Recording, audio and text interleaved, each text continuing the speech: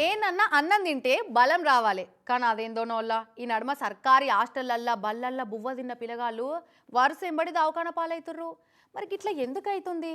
పిల్లగాళ్లకు పురుగులు పట్టిన బువ్వ పెడుతుర్రా లేకుంటే వంట రూములు స్టోర్ రూములు శుభ్రంగా ఉంటలేవా? అట్లా లేకనే ఫుడ్ పాయిజన్ అవుతున్నాయా అని సీఎం సారు ఆఫీసర్ల మీద మస్తు కోపం చేసిండట.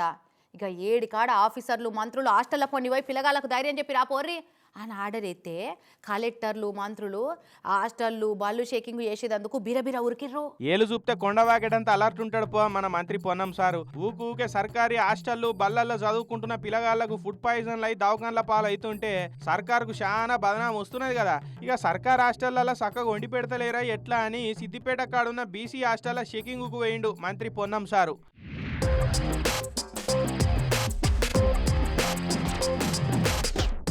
ఇక మూత తీయనే తీసి అన్నం ఇంత నోట్లు వేసుకొని చూడకపోతేవేమే.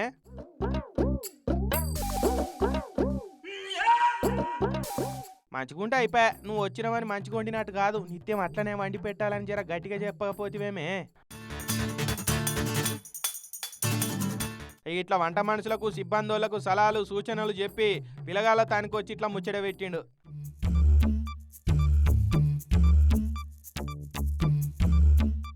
అగో గంట సడన్గా అడిగితే గుర్తురాక పొరగాలు బుగులు పడ్డట్టున్నారు. ఇక ఈడ పొన్నం సార్ ఇట్లా షెకింగ్కు పోతే సంగారెడ్డి జిల్లా పటాన్ చెరువు ఇంద్రేశం కాడున్న బీసీ గురుకుల హాస్టల్లో పోయి షెకింగ్ చేసింది కలెక్టర్ క్రాంతి మేడం.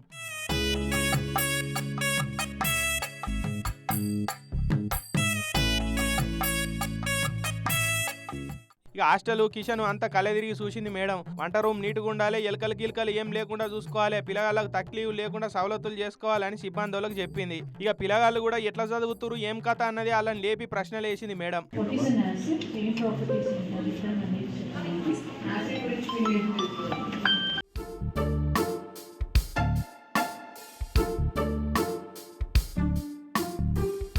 ఇట్లా నెలకోసారి అన్న లీడర్లు పెద్ద ఆఫీసర్లు హాస్టళ్ళు సర్కార్ బల్ల మొకాన పోయి చూస్తే ఈ అక్కడి సిబ్బందులు కూడా భయంలో ఉంటారు, సమస్యలు ఏమున్నా జల్దిగా తీర్చొచ్చు అని అంటున్నారు గురుకుల పిల్లగాళ్ళ పేరెంట్స్ కూడా.